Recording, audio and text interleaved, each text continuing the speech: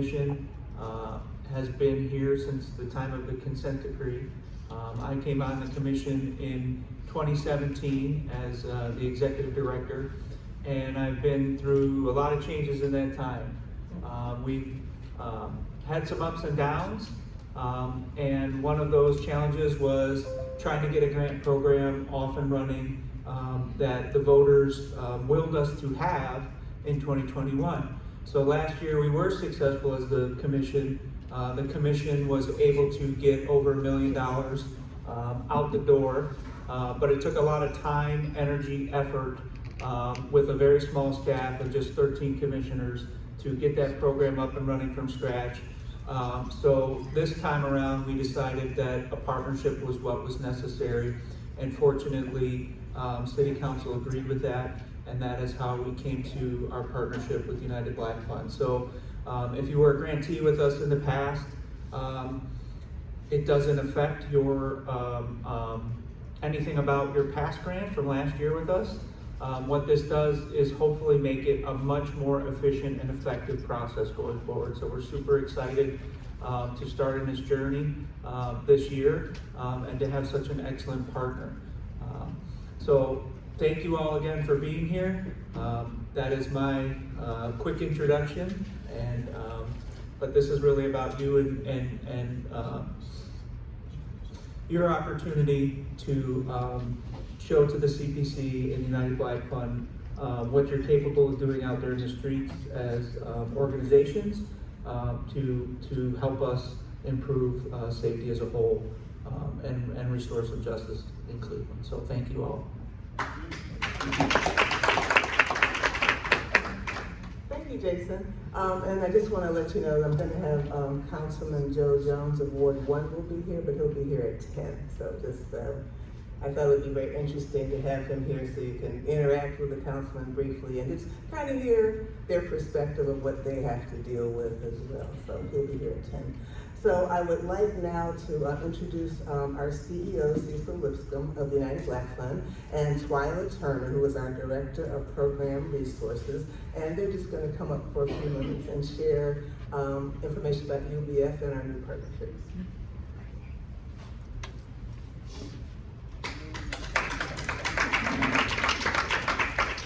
Good morning. Yeah, I'll take off my glasses. I'm not Councilman Jones. I always tell him he's the younger, more handsome version of me.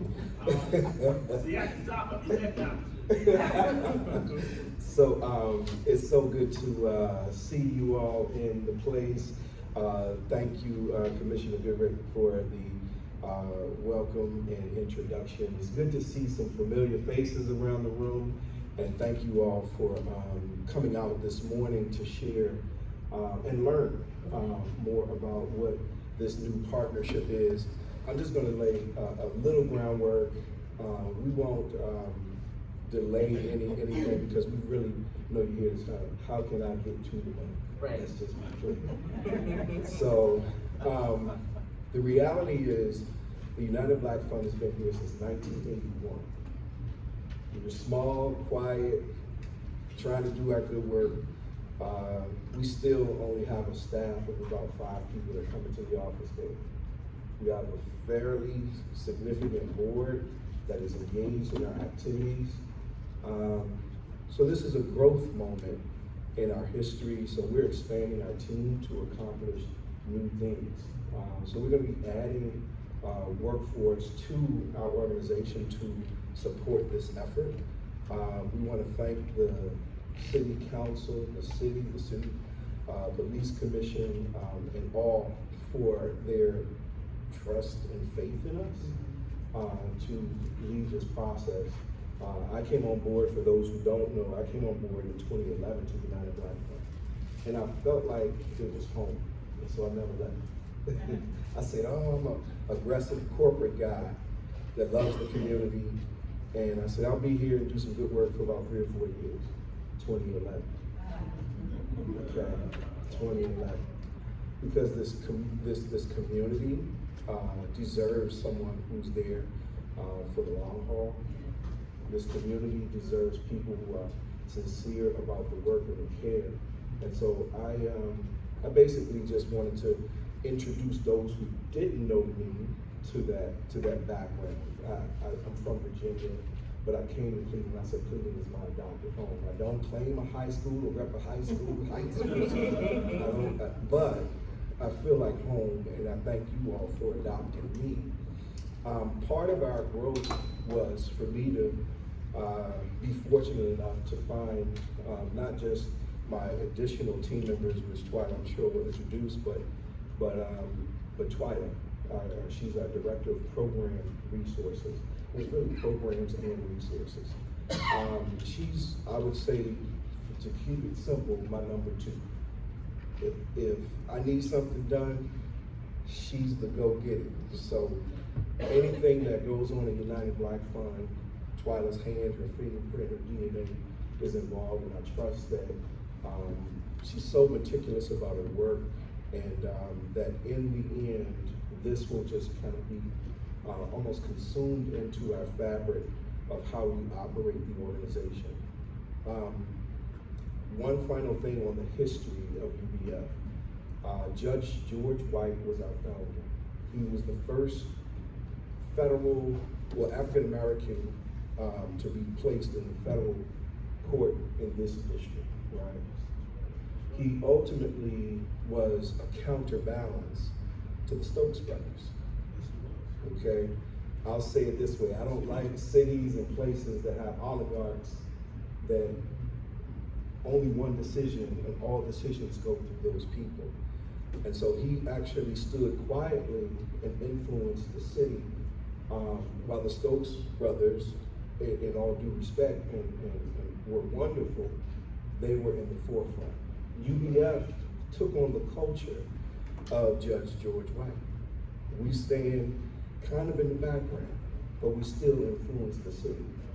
And how do we do that? We do that through the good work of organizations that we engage and connect to. And so we're depending on you to establish your good work so that we can stand with you on the things that are right for our community.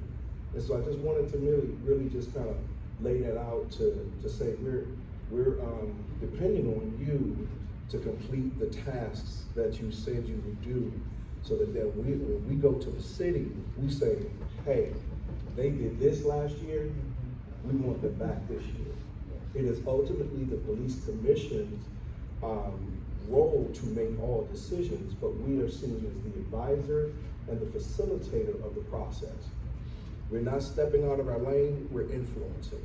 But we're influencing not based on, I like you, because I love all y'all, but it's based on what you do, your work. That builds trust, that builds faith, that builds relationship. So I'll stop there, and we'll be around to answer any questions. Thank you. I always have to follow behind Cecil, which isn't great because I, don't have the same sentiment that he does. But what I will say is that we're appreciative of the opportunity to participate in this process. And he shared the fact about us helping to help you get the money. And so that's really truly what my role is to ensure that the process of you getting to the money is very simple and easy. So we have a team of dynamic women that is going to help and ensure that you also too have all of the tools and the things that you need in order to get to the money. So you'll be meeting with Celeste Terry, who's our grants manager, and she has been around and has served in this role, and so she knows the process like the back of her hand. You also have Adrienne Sims, who is our development coordinator. She'll be assisting as well. Benika Hurst, who some of you have spoken to and met this morning at the registration table, who will be assisting Celeste in some of the steps that she'll need in order to, again, help to ensure to make sure you get that money. One of the things that we want to make sure that you are aware of is that we are here. So if you have questions, if there are concerns, or if there are any hang-ups that you may have as you're navigating the process of completing your application, please make sure that you reach out to the United Black Fund of Greater Cleveland so that we can ensure that there are no hurdles that you are experiencing to complete the application. All right, thank you so much, and I'm gonna turn it back over to Celeste. Thank you.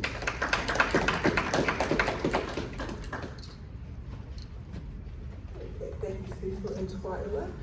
So is Sharita here? Oh, very good. There you go. So that, I just met her once at city council meeting, so I'm starting to get to see the faces and get to know people as well. So I want to bring up Sharina Zaid, who's the co-chair and also a commissioner with the CPC, and I wanted to have her give you an overview of the process because she knows that far more than I, as I'm beginning to learn it as well. And so she's going to give you an overview and kind of talk about the process and get you to understand what CPC is all about. So with that, Sharina.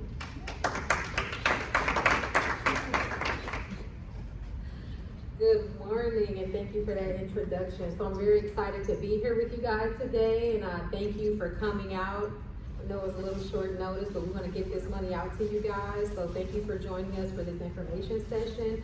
So what I'm going to do is just kind of walk you through a little bit of who we are at the CPC and how we serve the community and how we can get these grant funds out to you.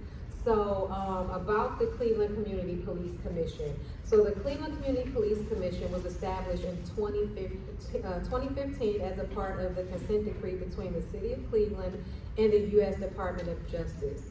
This decree came in response to findings that the Cleveland Division of Police had engaged in a pattern of excessive force, violating the constitutional rights of Cleveland's residents. Our role is to address the need for stronger civilian oversight and get the police force to hold their members accountable. Our mission is to strengthen the reforms initiated by the consent decree and go beyond it by pushing for real constitutional change and real cultural change within the Division of Police. We are here to serve you, the community, and our work includes holding the police accountable, influencing police policies and procedures, and ensuring that your voices are heard in this reform process. We make recommendations to improve policing in Cleveland in their work to ensure that it aligns with community's values, because a lot of times we know that it hasn't in the past. As a commission, we have the authority to influence police discipline, training, recruitment, and to ensure that officers meet the expectations of the community that they serve. If you have any additional questions about the work that the Cleveland Community Police Commission does, I have cards here. We have information in those welcome bags. I really encourage you guys to reach out to us, and we'll be more than happy to answer any questions. The co-chairs have office hours Mondays from 4:30 to 5:30. You can call our office and you can schedule an appointment to meet with us, and we'll address any concerns that any of you have. And I encourage you also to educate the people that you serve about the police commission. So there might be, young guys that think that they have to accept certain treatment from people that they consider to have power and authority, but the truth is that they really don't. That's why we are here. So my goal for this next year is to ensure that everyone in the city of Cleveland knows their rights and knows how to utilize the resources available to them through the CPC. So now we're going to talk about the reason why you guys are here. The money, right? So I'm going to give you guys an overview of our grants process. And as our CPC Executive Director stated, the process was challenging. But for me, although the process was challenging, it was fun. I liked putting dollars in the hands of people that I knew were on the ground doing the work. And that is an advantage of having community members involved in the process, because we are on the ground and we know who are out there getting things done, right? So the grant program was designed to support community-based organizations that focus on 3 critical areas: violence interruption, restorative justice, and mediation. Our goal is to empower organizations that are making a significant impact in these areas. Ultimately, we hope that by supporting these efforts, we will reduce negative interactions between the community and our police officers. So the grants process. We are currently, when do we have a date of when? We'll open October 7th. Okay. So starting October 7th, we will be accepting grant applications. The process is designed to be clear and efficient while ensuring all applicants meet the requirements. of, City Cleveland Charter 115.5. That's what gives us the authority to execute these grants. Grant funds are available to Cleveland nonprofit 501c3 organizations, as well as Cleveland's grassroots organizations and residents working with a nonprofit as their fiscal agent. To apply, you must submit a proposal that outlines your project and how it aligns with the program's goals. And the application can be completed. We'll have a grants portal on the CPC website, on the United Black Funds website, and I believe we still will have paper applications in the CPC office. So first, so once the application is submitted, we'll have the application review process. We will have a concise review to ensure that the organization aligns with the requirements laid out in Charter 115.5. We are looking for organizations that demonstrate a real commitment to violence prevention, restorative justice, and community mediation. So then we'll move on to the interview stage. If your application passed that initial review, you will move forward to an interview stage. At that point, we will schedule time to speak with your organization in great detail about your work, your mission, and the impact that you hope to achieve. The final selection is once the interview is completed, and the CPC commissioners will review all applications and make a final selection. And you guys will be notified about that as, and then the grants will be awarded. And although United Black Fund is our new grants administrator and they are helping us in the process, remember that ultimately the charter requires CPC members to still be involved, so we will still be involved in the process. We will still make the ultimate decisions and vote on this process. So, I mean, and we are proud to announce that United Black Fund is helping us. If any of you are previous applicants, you know that the road was rocky, right? So we are happy that we have United Black Fund as our new grants administrator. They will play an essential role in ensuring a smooth, educational, and streamlined management of the grants process. UBF will be working closely with applicants to make sure you have the support you need throughout this process, and we aim not only to help you succeed in receiving these funds, but also to help your organization grow in scope and capacity.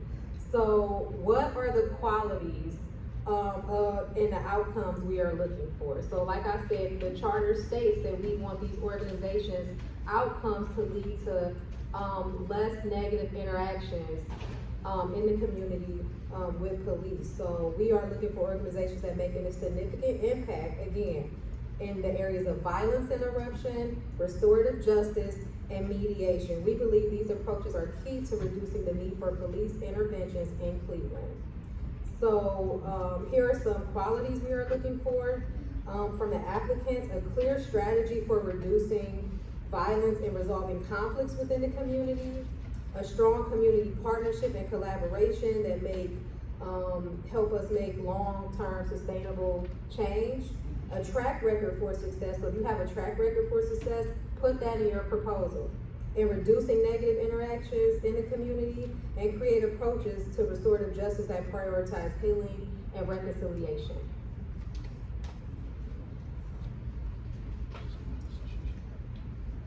We want to invest in organizations that are working directly with the community to make Cleveland a safer place, particularly in reducing negative police interactions and educating, especially young people, on the CPC's work.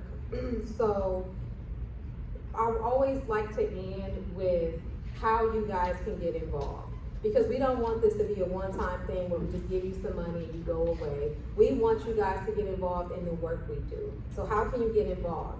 So even if you're not applying for a grant or you are applying for a grant, the Cleveland Community Police Commission offers many ways to get involved. So you can join a work group and help us discuss and develop recommendations for improving police policies. You can attend one of our many community events. So we have monthly commission meetings, but we also have work group meetings, committee meetings, and community events, especially during the summer, and attend your district policing committee meetings. So I just wanna thank you guys for being here today. My card was in the bags, I have cards here, I'll be sitting at that table back there, maybe going back and forth between up here. If you see me, reach out to me, we're here to help you. If you have any additional questions, that's what UBF and CPC is here for. Thank you so much. If you have one or two questions briefly. How long will the portal be open? It's open on the 7th, how long will you be open, 7 applications? It will close on November 8th. Thank you. So about a month. So if you received the grant last year, how does that, Yes, so we have had a lot of staffing issues that kind of, didn't help with that process. So what we'll be doing is next week, the CPC staff will be reaching out to previous grant awardees to just see where you are in the process and see what we can do to help you. And I have talked with UBF and they said they would be more than willing to help us kind of make sure everyone kind of gets the paperwork done that they need to get their money, even if it was from last year. so, because we got the money so late?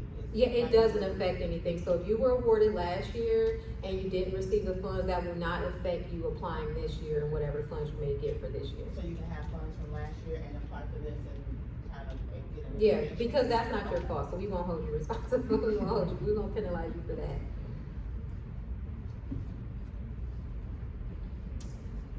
Alrighty, thank you guys.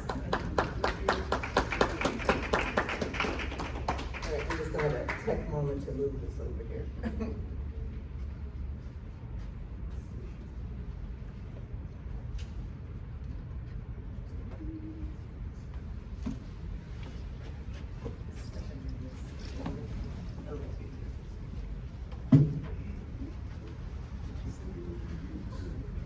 That's his bar. Oh, that version.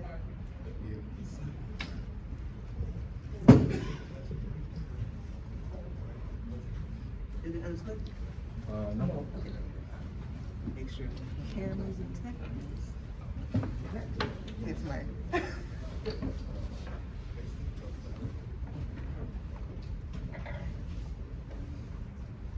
All right, so again, I'm gonna take you through, the application. Okay, here's my tech guy.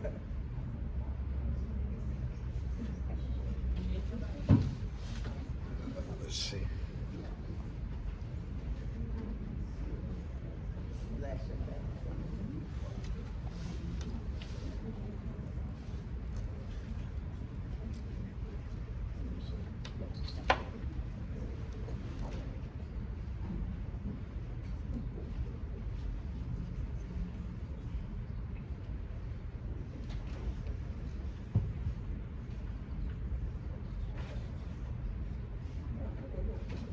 I was afraid I wouldn't see it on the screen. Okay, so we're okay.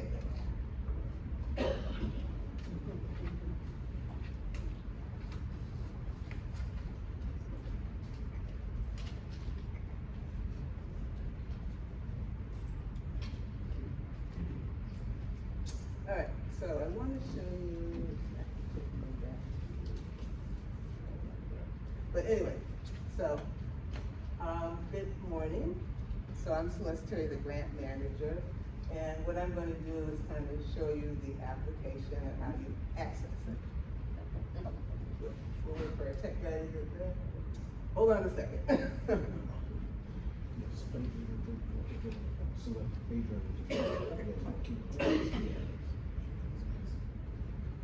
And so, the link is going to, I can give you the link right now, but it's not going to be live, but you're going to have the link. And the link will be on our website, and then you will be able to access the grant application via our website. It will also be on CPC's website. And so, when you get to the logon page, it's gonna ask you to create an account. And so when you create an account, you're gonna use your email, and you make up whatever your password's gonna be, because you're gonna be the only one who knows it. But in the process, you want to click forget my password. Do not click create my account. Do not click that. It's a systemic, don't do that. It's a systemic thing. I don't know why it is, but don't do it. Click forget my account, okay? Say that again, please. Click forget my account when you are creating your account to access getting into the grant portal. Do not click create my account when you are doing this. I'm gonna say it again. Do not click create my account, click forget my account, okay? And when you do that, it's going to allow you to set your password, and it will take you to your dashboard. And then at the top, you will see apply. You will click apply, and then it will take you into the CPC application, okay? We are, because of this new partnership, we are running 2 applications at the same time. Our own grant application, which is our Community Thrive application, which opens October 1st. And the CPC application opens up October 7th. So when you apply, make sure you're applying for the CPC grant application, 2024 CPC application. All of that you will see, when you get to the point of applying. Okay, but just make sure that you're not applying for the United Black Fund Community Thrive Grant, okay? You are doing the Community Cleveland Police application, okay? I'm sorry, I wasn't really distracted. You said when you get in, don't click on this. Do not click create my account, but click forget my password. Can we apply on the CPC website too? They will have a link for you to do it there as well. Does that go It's the to same link? thing, it's the same thing, it'll be the same thing, yeah.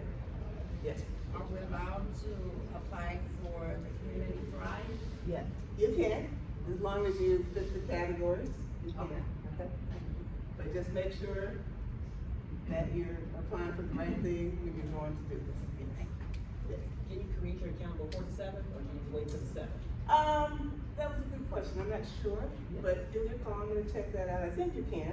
At least you can have it ready, and then when it's live, you can do it. I think you can, but I'll give you the grant portal link before we finish, okay? Mhm.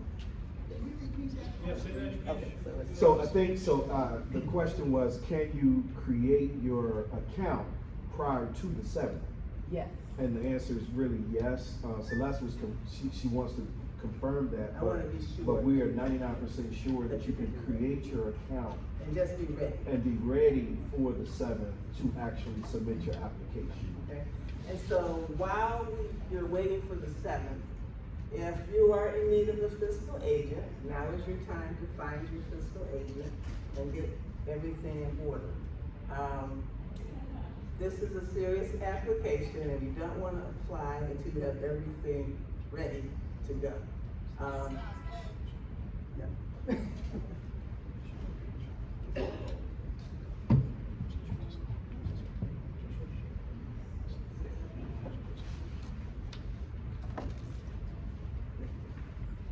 Okay, so this is the actual, and so again, during this time frame while you're in the prep mode, get everything together that you need. For this particular software, you're going to need to have access to a scanner because you have to scan your documents and upload them and make them a file on your computer system, okay? So do not try to upload through a tablet or a phone because it gives us that .heic file, which will not work in the system. It just won't work, so don't do that, okay? So, you have some time, so just figure out if you don't have that, where you need to go, or if you need to install something, so that you have that. That's what you need to have for this particular software. And so it's really important that you upload your documents anyway, because you're gonna be applying to other foundations over time. Everyone's online, everybody's gonna require you to upload documents. So you might as well have them on your system, always ready for you, accessible whenever you are ready to apply for other grants, okay? And again, you have to find your own fiscal agent. That's something we recommend that you do. And make sure someone who's, an organization that's trustworthy, one that you can get to, because all of the financial disbursements will be in that name. And those are the documents you're going to be uploading, because you're gonna need to have their documentation, because you don't have your 501c3 yet, okay? So you wanna make sure that you have everything that is required, before you apply, because you just don't wanna have extra confusion, you know, when you're trying to do this. And so make sure all that's in order, yes.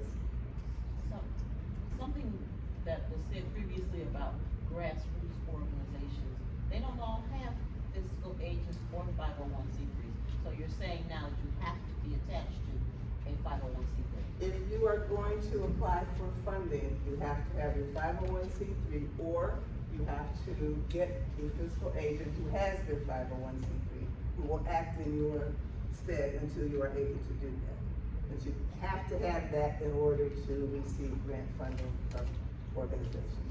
And so that's why I say, if you don't have one, you have some time to find one, but it has to be an organization that has a 501c3. Again, one that's trustworthy, one that is accessible, because you're gonna need to work with them. They're gonna be doing your reports, working with you to do that. And again, you're gonna need all of their documentation, because that's what you have to upload into the system to show the city of Cleveland that you have the requirements that they need for making grants, okay?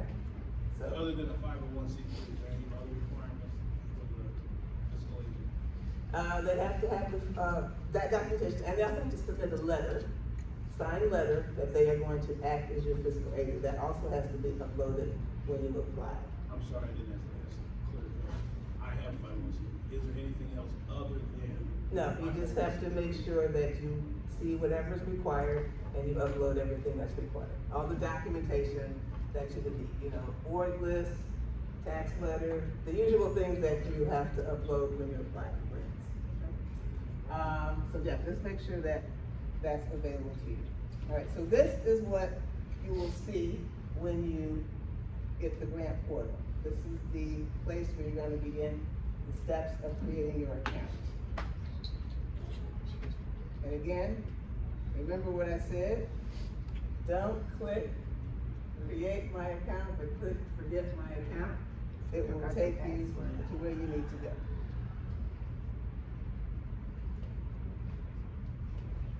Do we click forget my account every time we log in? Now, once you do that, you're gonna be set. Your password and your login will be set. You'll just be able to go in and log in.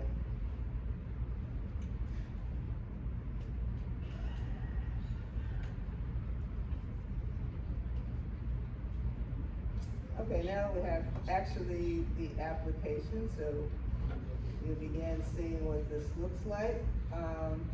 Some of the other things you'll want to know is that this is a reimbursable grant, which means you would be operating your program with your own funds and then submitting receipts for reimbursement from the city, okay?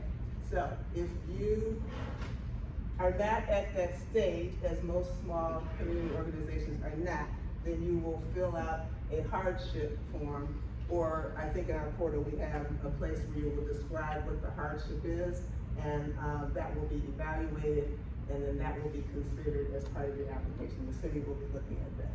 But most smaller organizations, that's the challenge when you apply for these types of grants, because they have, you know, very different rules sometimes. But yes, we do have that ability for you to indicate the hardship. The other, Where would we find that at? in the grant application, I'm going through that now. Okay. The other thing that was added, because we heard this from city council members when we were going through the vetting process, is that they want to know that the organizations are doing the work.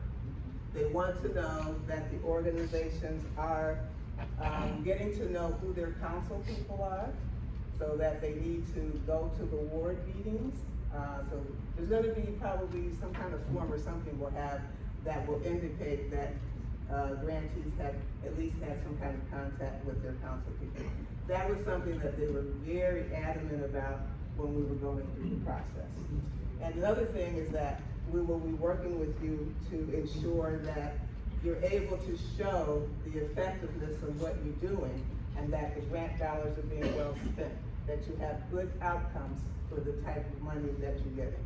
So we'll be helping and working with that, because that's another issue that the council people were concerned about.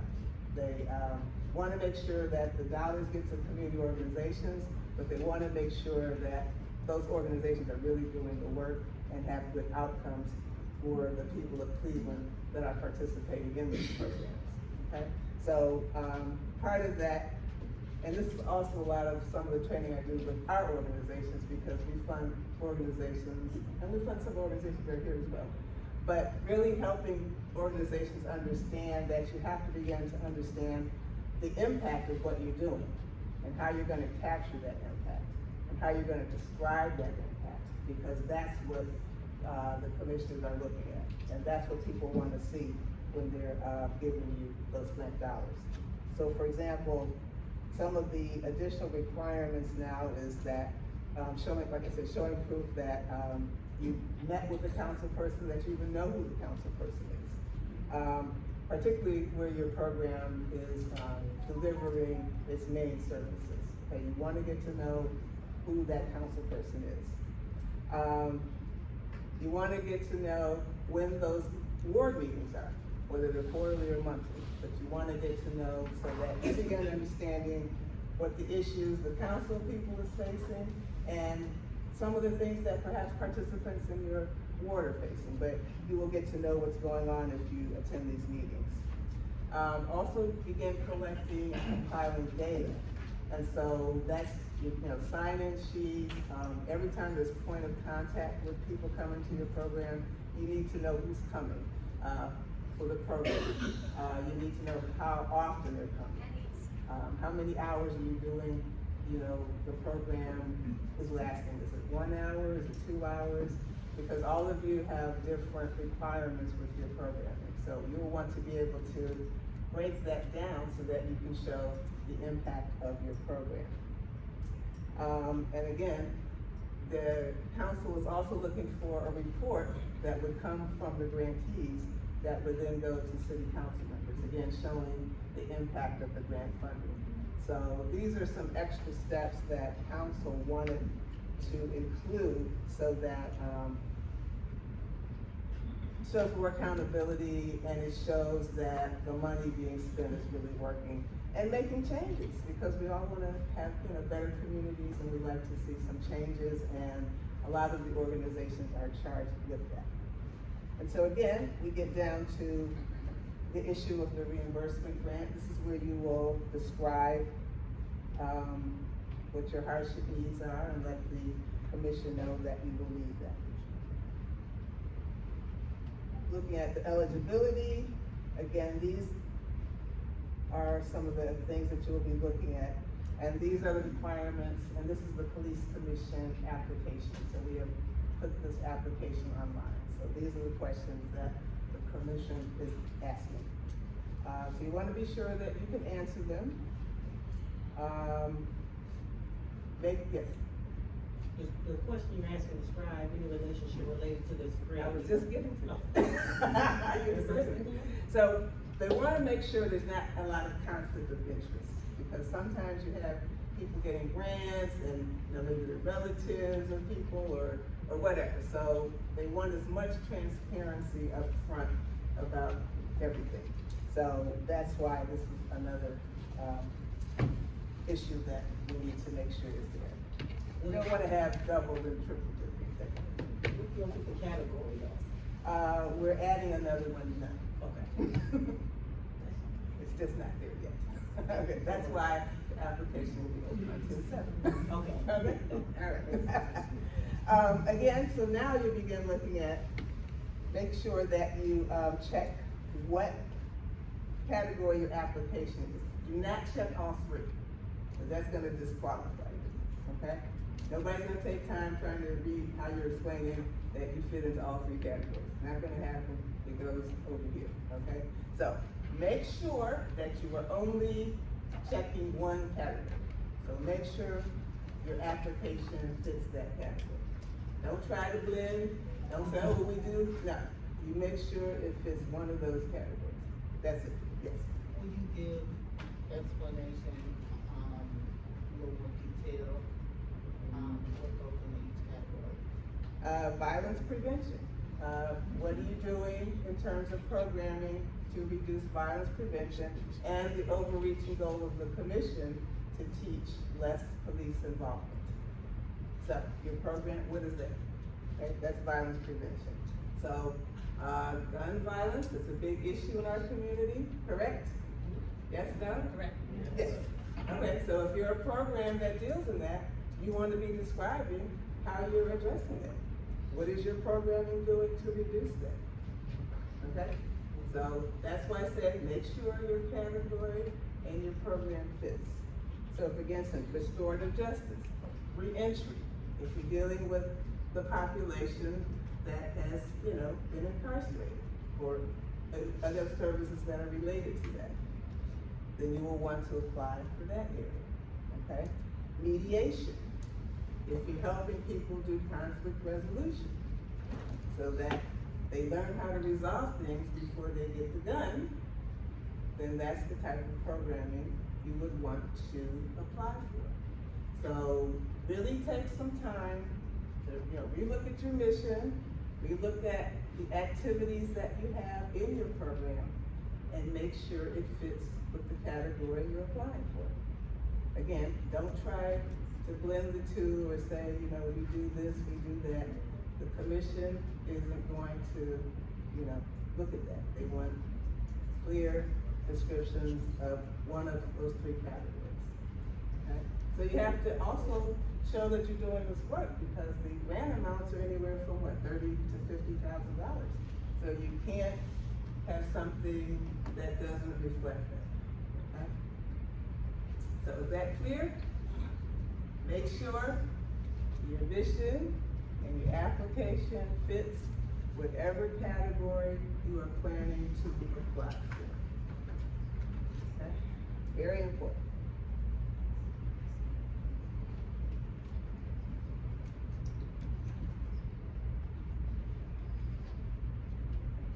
And then also, because you're at a certain level with this funding, you should have some kind of track record that you would be able to share in your grant application to show what you've been doing, to show your success. Even to show some things that maybe didn't work so well, but you were able to make some modifications and maybe things are better now. That's okay, because foundations like to see sometimes if there's a challenge, and then you've been able to work that out. Because it shows you really looking at your program, because everything doesn't work the way you had intended sometimes. And sometimes you gotta switch up and make some changes so that it works better. So foundations like to hear if there were some challenges, but you were able to resolve them and fix them. So that you have, again, better outcomes for the people coming to your program. And in this case, that overriding theme that you are teaching how to have less police involvement with the programming that you are providing. Okay. So again, you're gonna have your program name, and make sure you follow everything that the application asks in your program name. Make sure you have an amount requested. Don't ask for something over and above what the commission is offering. Don't put in $100,000 because the grant goes up to $50,000. If you do that, it will be disqualified. They're not gonna take the time to call you, or I'm not gonna take the time to call you and say, no. Make sure that it fits with the right amount, that particular foundation, in our case, $50,000. It's the same thing for any other foundation you would be applying to. A red flag to them is, if they offer grants up to, like for us, our grants are up to 10,000. So if we get an application that says 100,000, it's a red flag that you really didn't do your research. You didn't learn to see how much our grants are. And so, probably gonna disqualify you if your programming is not that great anyway. So just make sure that it fits within what the foundation is offering. Want to make sure you have correct contact information, because if they need to contact you, want to make sure that that's possible. And now we're getting to some of the project information that we want to be making sure is very clear. What is your plan? You know, read the questions very carefully and just make sure you answer them. And I always tell people, the application is gonna open on October 7th. You know, don't rush. It's not gonna matter if you get it in October 7th that night or November 8th, okay? Don't rush. Take your time and really think about what you're doing. The ability with this is you can do it and you can save it and come back, okay? But don't rush. Really be thoughtful because there are a lot of people applying. I heard last year that they had 96 applications and they funded, I think, maybe 26, something like that. So there's a lot of competition. And sometimes organizations may be doing some of the same kind of work. So you want to make sure that you're really being thoughtful about how you present your organization and you know, make sure you have everything that's required. And you make sure you answer everything that they ask you on this application. Because otherwise, they're going to disqualify. Don't want you to get disqualified. And so, when you get down to papers here, this is why I said you want to have the ability to scan and upload, because you're going to need to upload whatever requirements are listed there that are needed. You also want to begin to know and understand, you know, who you're serving, who's your target audience. Just say, oh, we serve everybody. No, they're not going to want to hear that. You got to be very specific for who your population is for the particular people coming to your organization. And it also helps them know what type of grant you're coming in and who they're serving, that type of thing. So be very clear about who your population is and make sure you answer those questions. The location where you do your programming, any partnerships or collaborations you might have. People like to hear that you have collaborations, that you're reaching out and getting to know other organizations, because there are a lot of challenges and we have a lot of nonprofits in this town, and you don't have to reinvent the wheel, you know? You just have to know who's out there, who's doing what, and make some connections so that you can get to know them and see if there's a possibility that you can collaborate. But, you know, don't reinvent the wheel if you don't have to. And don't feel like you're the only one doing something, because you're probably not, okay? We've probably funded somebody at some point, because I've been with UBF like 35 years, so, you know, we funded somebody at some point. And so now you want to begin talking about the project start. So application opens 10/7, so you want to begin describing, you know, when your program will be starting and when you feel it will be ending. And so again, we'll be working with you as we, I'll be with the commission to finalize all of that. But those are things you have to be kind of specific and know that the grant funding does last for a year as well. And then community impact. This is where you're going to begin really learning how to capture the impact of your program. How successful is it? The number of people that are coming. What's your plan if you project X amount of people coming, but the actual numbers much different? What's going to be your plan to recruit? Because you have to have participants in your program to be a legitimate nonprofit program. So you always have to have in the back of your mind, what is your recruitment program? How are you going to keep people coming to your program so that you can keep your numbers up and keep your program successful? Because you're going to be wanting to attract other funding. So you have to show that you've got a viable program. So you want to be looking at those activities. Where do you need to be to reach people? You know, depending on what your program is. If it's youth violence, then maybe you need to get to some rec centers. Maybe you need to be where young people meet. That sort of thing. If you're doing the restorative justice, you know, you need to know the courts. You need to be down at the juvenile justice, but you need to understand that area. If you're doing mediation, conflict resolution, you need to know who's doing that, because a lot of schools, at least they did that about 30 years ago. There was a lot of schools and a lot of programs offering, you know, mediation and conflict resolution to help, young people deal with emotions and better critical thinking so that they make better decisions and don't end up, you know, in the restorative justice area, okay? So again, you want to begin thinking about where do I need to be so that I can meet more people, or where I need to be so that I can attract, you know, more people to my program, or to collaborate, because there might be other programs who might need to send people to your program. But again, you're not gonna know that unless you get to know each other and collaborate. And so that's why it's very important to kind of step out of your comfort zone a bit and figure out creative ways that you're gonna be able to show what your impact is. Because again, a lot of competition, a lot of people looking for funding. You know, what makes your organization different than some other one? That might be applying as well. That's why I say take your time when you're going through this process and really describing, you know, what you do. Your supporting documents, these are the usual documents that you have to upload, your tax letters, board lists, articles of incorporation, things like that. And so again, make sure you make tons of copies, you know, upload it, make a folder, keep it, because you're gonna need it whenever you apply for other grants. Everybody asks basically for the same documents.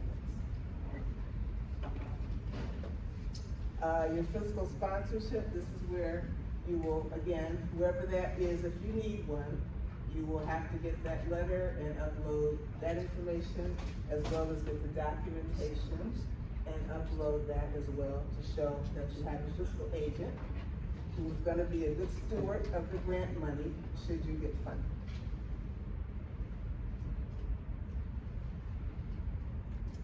And then at the end,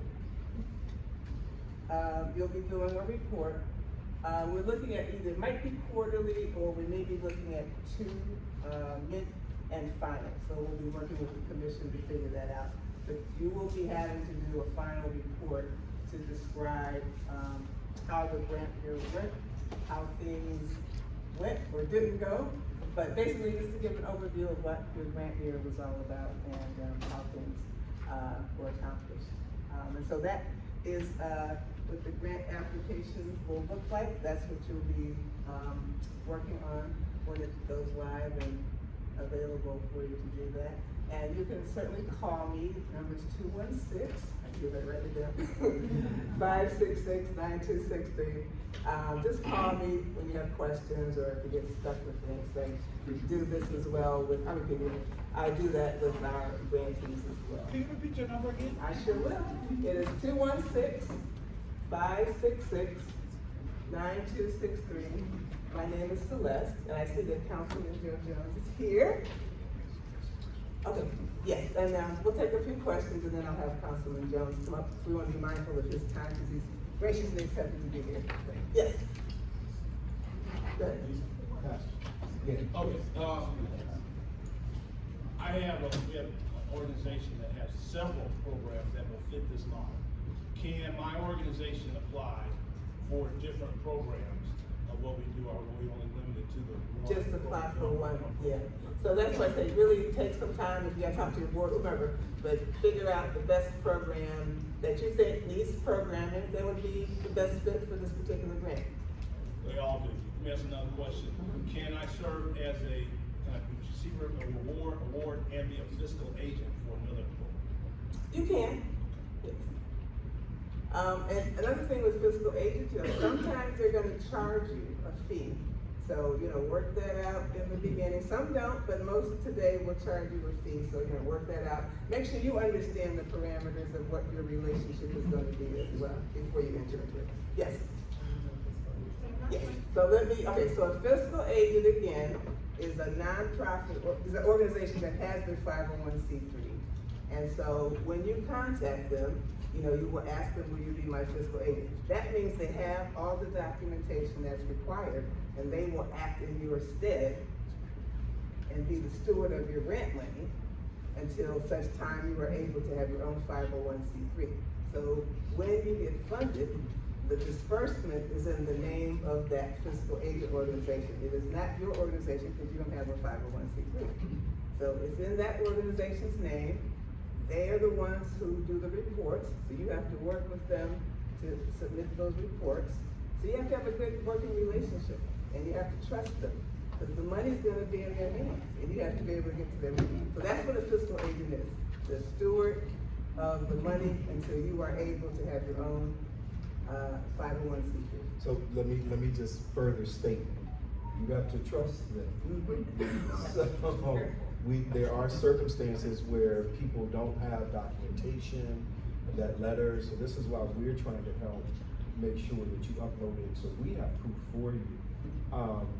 The other component is your name can be on the application within the project name, right, your organization's name, so you're not blind, or people will ultimately, even in the partnership part of the document, in the application, you can say this is done in collaboration with, and so you're not totally invisible in terms of your organization on that application. So I just wanted to make sure you understand that it's very important that you have a relationship because the program money comes and now you're caught up in legal situation trying to get to your reimbursement. Yes. Well, I'm gonna play the devil's advocate. Yes, ma'am. Beware of relationships. Mhm. Because sometimes those relationships may not be good relationships. You may think they are, but when you check in further, it may not be good. So you gotta watch them to watch your money. Thank you for that, yes, sir. Not playing devil's advocate or anything, but you're saying 501c3, but there are other nonprofit status organizations. Are those eligible like a 501c4 or a 9, which is a veterans organization? I would stick with 501c3 because again, you don't want to disqualify yourself because these are community grants that are very specific to that. So when you get into 501c4s and other specific things that's not related to this. So make sure it's 501c3. Yeah, and any questions like that, I wanna make sure we clarify with the commission.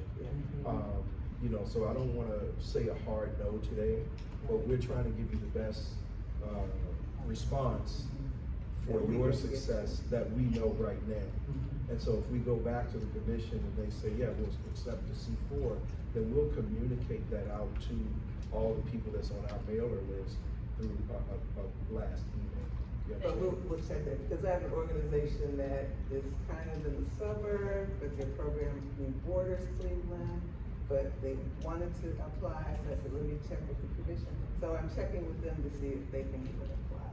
So, you know, those are questions that we have, which is why it's important to call us, while you're in this process to make sure it's a good fit for you, before you go through the whole thing and it's not a good fit. Yes? When will the decisions be made and when will funds be dispersed? The decision will be made November 25th, and we'll look at disbursements being made probably around December 6th. Because the money apparently has to be out before the end of the year with the city. So we want to make sure that we clarify funds being dispersed, as you, and I believe Sharina stated that this is a reimbursement grant. So there's an opportunity to apply for hardship. Applying for hardship is a different way in which you would receive funding. So I just want to make sure that that's clear, because I don't want you to apply and then you may or may not be approved for hardship and you're expecting your payment. So it's a reimbursement grant, which means you have to actually do some of the work and then be reimbursed for your expenses. So, and I just, That's why I wanted to make sure that that's clear so that you know that up front, okay? So with funding, for those of you who've been through this before, and that's why it's so important to get your paperwork in your application complete. We're gonna work with UBF to give them everything they need in the packet, because the first step after you get your award will be entering into a contract with the city of Cleveland. And for those of you who've already gone through this process, we're trying to make it leaner and faster and more efficient, but what we can't do is eliminate the contractual obligations from city law, because you're dealing with taxpayer money. So these contracts are thick, they're cumbersome, and UBF may be able to advise you on some levels, But some organizations have run into contractual problems where they need legal counsel of their own to make those determinations, and I'm not certain UBF can provide that for you either. So you may want to have somebody with some legal knowledge to help you through the contractual process once you get the award as well, or find a clinic that can help you with that if you don't have the capacity to do that. Because some organizations have been significantly slowed down by the contract portion of the grant. So the timing of your award will be dependent. So once you're given, selected as a grant recipient, right?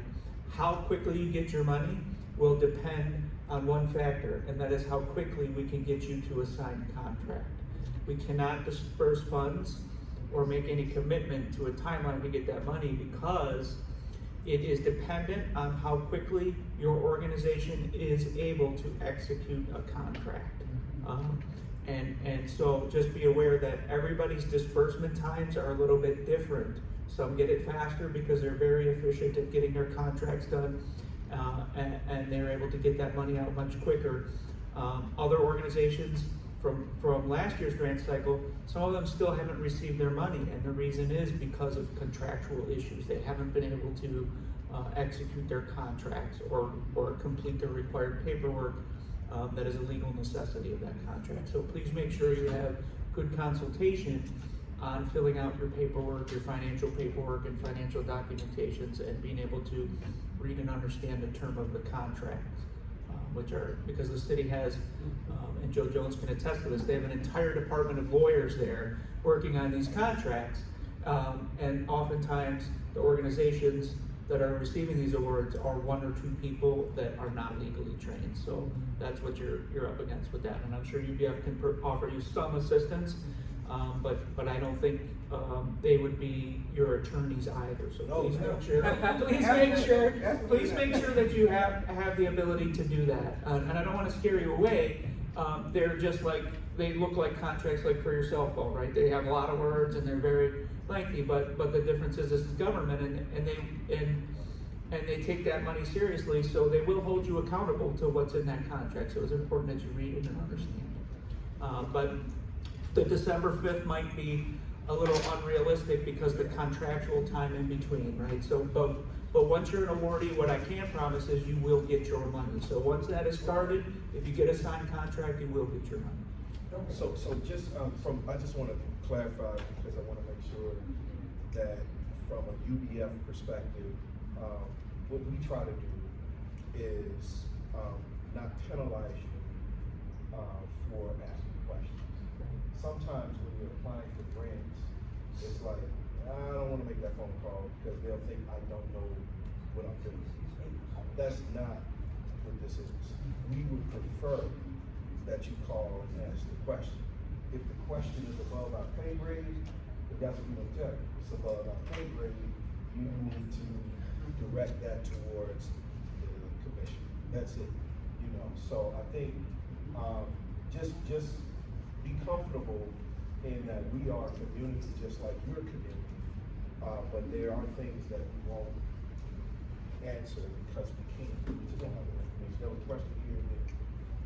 The contract, is it available for us to read so we can know the spelling if we can even apply for the grant? So we can see, like, how you said that some people applied and couldn't meet their contractual agreement.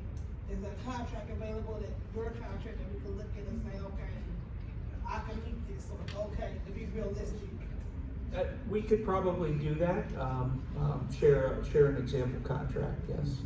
So the two types of contracts that you'll see are, as was already mentioned, there's organizations who don't have a big operating budget, right, that need that hardship. So there's a contract that explains how that works, right? And the biggest clause in that contract is before you can receive your next amount, so it'll be broken up into a budget that you decide, right? It can be 4 disbursements, 2 disbursements, whatever you think is appropriate for you. But you can't get your second disbursement until you meet an audit for the first disbursement, right? And that audit takes time, so you have to plan that in your budget, right? Because it's not an instantaneous process. You have to submit all your accounting for your previous disbursement before you can get your second one. So there is a little gap in funding. If you're requiring continuous, back-to-back funding, it doesn't work in that scenario because we need some time to look through all of those financials that you submit before we can approve your second disbursement, right? So there may be a little gap in time. Those are the types of contracts that you have as that kind, and then there's the reimbursed kind. So that is, you will spend the entire amount of your grant funding out of your own operating budget, and then you will submit your entire financial accountability for that back to us, and we will give you that lump sum at the end of your project. So those are the two directions you need to be thinking in, is what type of organization you want to be, because those are the two types of contracts we have entered into. And just so you know, that is an exception that was made specifically for the CPC to do hardships, because we're working with grassroots organizations. The city we had to fight for that. The city did not like the idea of giving people money in advance, because most grants that the city deals with are reimbursements from federal government and other places, right? You spend that money and then they reimburse you for your expenses, so. Well, thank you for that. And can I just say You can't one? say that enough. I just want, you can't say that more than enough. That is really the best thing about the CPC and the way they operate, because it's designed for grassroots organizations that don't have a big budget. And they actually fought for that. I was one of the people, there's many of us who got it the first time. We argued with them about that. And instead of being the typical city clog people that don't care about the community, they got on our side. That's Jason and the CPC Commission. And they agreed and said, yes, we're going to make sure that we include those small organizations. That's what the whole purpose of Issue 24 was. You cannot say enough about that, Jason, and the CPC. That's one of the best things that you all have done. And I was at the other meeting the other day, and somebody said the reason for the CPC, the Community Police Commission, was not to give out money. They really don't understand what the commission is about. So I really thank you all. Thank you for those kind words, but I just want to say really quick, one advantage that this application process has that our previous one did not, is that you can get a lot of the paperwork needed to complete that contract, get that turned in on the front end, so it won't be so complicated on the back end. So that's one advantage, and then you can work with CPC and UPF to figure out how to complete those documents and how to get those in, because that was one of the biggest barriers with completing those contracts. So as long as that paperwork is complete on the front end, it should be a much smoother process on the back end. I'm gonna add one thing to that, is that there's an opportunity for you to print off the list of questions and all of the required documents as a part of this process. So you don't have to wait to go in and try to fill out everything, even though you can save it. But if you want to, you can print down and save the application and the required documents so that you can have a checklist on your own to figure out all of the details and the things that you need so that you're prepared to complete the application. After October 5th. October 7th. October After 7th. I'm- Yeah. Yeah, so use this time to prepare and get ready. Okay. Is there any other questions? We're gonna have one more, then we'll have Councilman Jones come up because his time is short. Yes, ma'am. Okay, so thank you for answering part of the question with regard to the application. And the other question is, in the field where we're describing and explaining stuff, I'm sure there's a peer to living. Is that shown on the application as well? Yes, that's it. So we gave it the map so you can really describe as much as you need to. Yes, one more question and Councilman Jones. For returning grantees, I noticed that the reports are due after funds are dispersed. I'm just wondering if past year's reports will be taken into account when making decisions. I will rely on the commission to answer that. So if you're an organization who was able to turn that information in, yes, we will look at that, see how it was managed, see how you used it, see if you kind of honored what you said you were going to do, and use that and determine that. But if you have not been able to, we will not use that against you. I think that's an important point. This first year was a learning lesson, so we understand a lot of people haven't gotten to the reporting period times yet.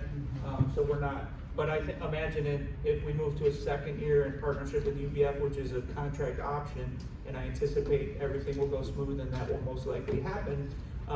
I think that it will probably if you're an awardee from this cycle, that will weigh much heavier in moving into the end of 2025 when we do this again.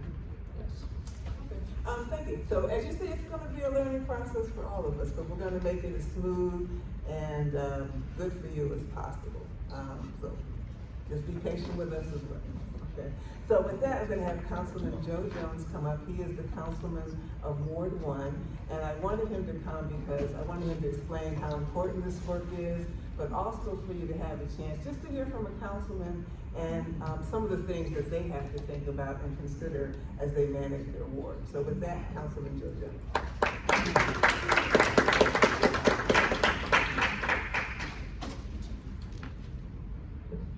Thank you, Celeste. To Reverend Aaron Phillips, to all of the clergy who are assembled here this morning, to Adrian Sims, to Jason Goodrich, Sharina Zaid, and John Adams, co-chair of the commission, and to my good friend Brenda Bickerstaff. I just want to take the time to acknowledge our CEO over here. Stand up, Mr. CEO. And this is the real Joe Jones.